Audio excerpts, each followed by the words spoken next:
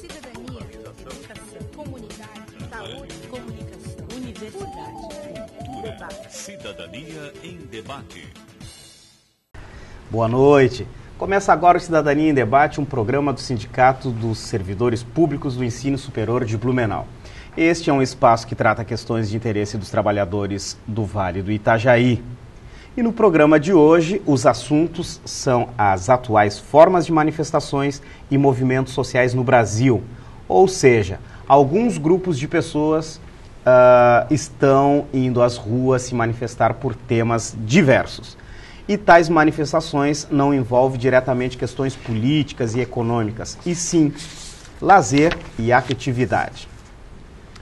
As manifestações que chegam às ruas seriam impossíveis de acontecer há uma década atrás, e muito por conta do conservadorismo brasileiro.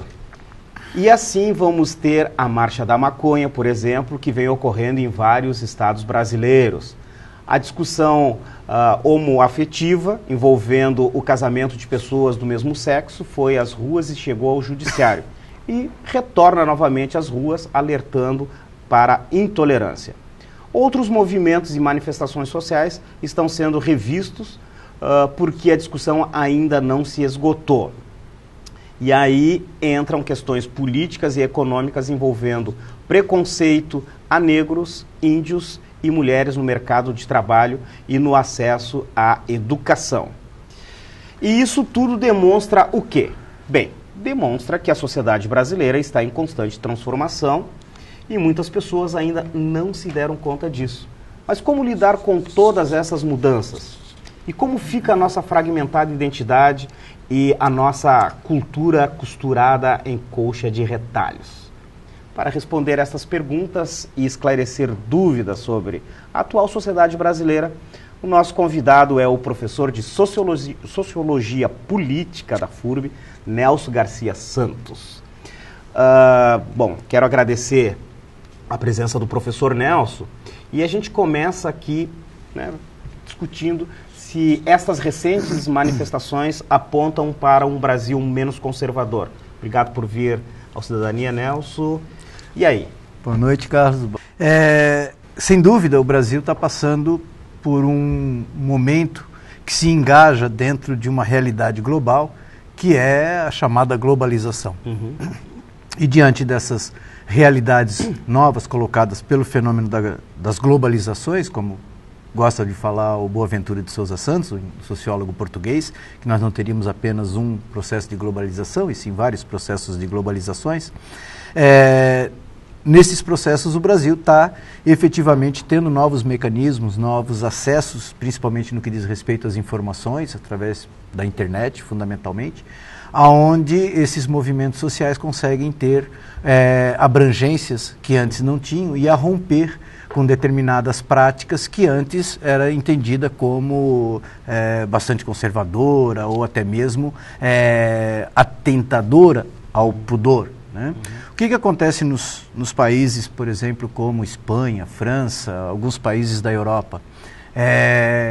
Há um desbloqueio em relação a certos parâmetros colocados, por exemplo, em relação à nudez. Né? Vários movimentos de mobilidade urbana que pegam suas bicicletas e vão se manifestar nus, né? Contra a ação de alguns países no que diz respeito a atingir os imigrantes, né? Os latinos, que também, ou de outros países menos desenvolvidos, que vão para a Europa e que lá sofrem protestos, desculpe, formas de segregação. Eles também estão tirando as roupas para se mostrar e fazer defender as suas ideias. E isso, de alguma forma, chega ao Brasil também, né? Então, nós já começamos a ver, dentro dos movimentos de mobilidade urbana, algumas manifestações desse tipo, quer dizer, as pessoas ainda não estão com toda a coragem para tirar a roupa, mas já vão andar de bicicleta de sunga, de biquíni, né? Até pouco tempo atrás, em Porto Alegre, uma manifestação por melhores condições para as bicicletas, o que fez uma pessoa lá jogou o seu carro em cima dos manifestantes. Quer dizer, ao mesmo tempo que nós temos um avanço no que diz respeito às formas de mobilização e às manifestações, por outro lado, também o conservadorismo consegue espaço para se manifestar, né? Quer dizer, não, na mesma forma como nós temos a marcha pela maconha, onde as pessoas vão de uma forma alegre, vão de uma forma bastante pacífica para o movimento, a polícia repreende de forma significativa ao ponto de ter que exigir, né, que o Supremo Tribunal Federal se manifeste no intuito de liberar as marchas, não é liberar o uso, e sim liberar as marchas. Por quê? Porque a reação a esse tipo de atitude ainda é muito grande.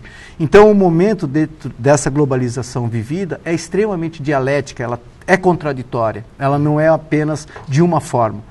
Ao mesmo tempo que nós encontramos a possibilidade de minimizar o conservadorismo, certo? Através das diversos tipos de manifestações, nós também encontramos a reação a essa atitude, não é? Que seria, vamos dizer, mais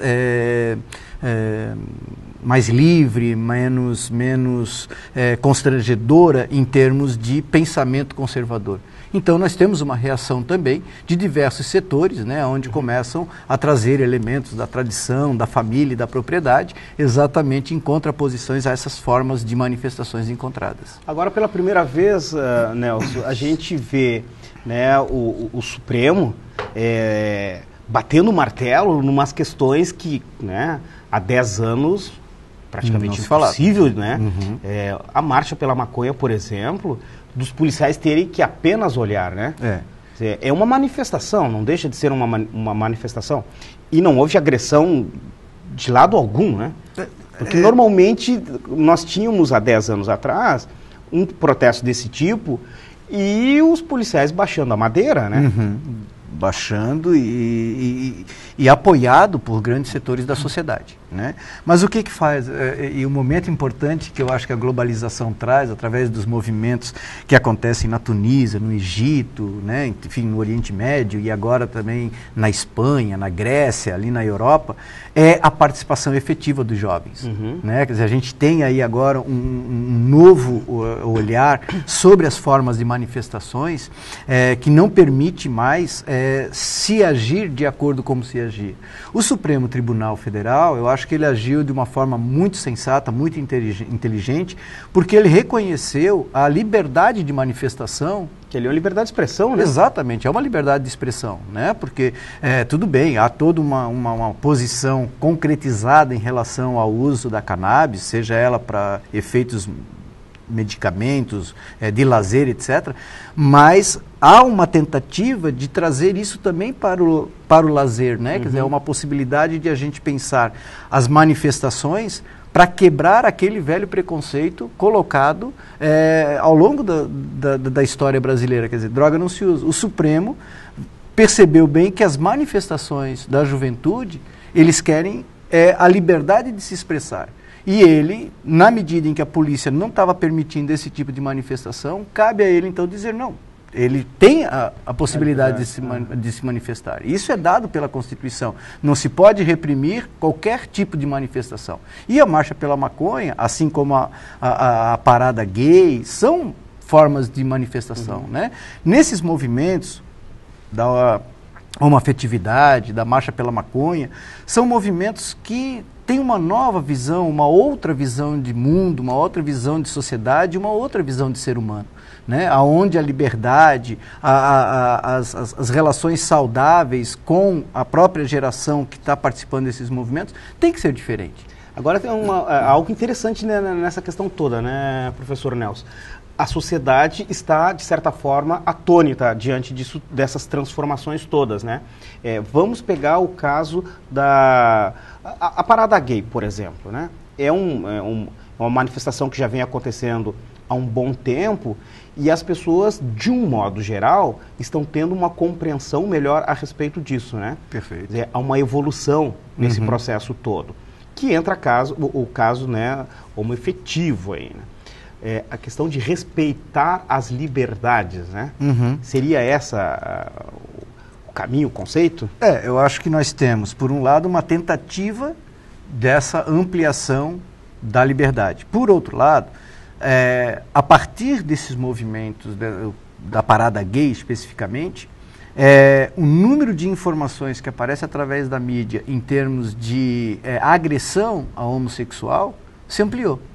Né? Então você tem, por um lado, um movimento forte, constituído por jovens, por trabalhadores, por trabalhadoras, né? Independente do sexo, da religião, da cor, quer dizer, você tem um movimento aí que vai para além da juventude e que vai para além da questão de gênero. Né? Você tem aí várias pessoas participando. Isso traz, de alguma forma, um choque para aqueles que, embora jovens também, mas trazem um ranço conservador.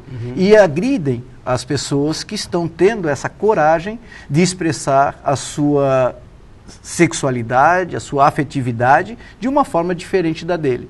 Então, a gente tem, por um lado, essa tentativa de realçar as diferenças e, por outro lado, a repressão às diferenças. Né? Então, nós vemos aí novos movimentos de direita, os nazifascistas, os skinheads, esse povo que tem intolerância total. E eles vêm apelando para a violência, né? Exatamente. Né? Enquanto que os movimentos se estruturam a partir de uma maior solidariedade em uma busca pela paz, que é também um movimento global, resultante desses movimentos da globalização, nós temos o ataque a esse tipo de manifestação. Então, a gente tem que entender esse processo pela perspectiva da dialética mesmo, quer dizer, pelas contradições. Ao mesmo tempo que nós temos maiores manifestações por questões de lazer, por questões de afetividade, por questões que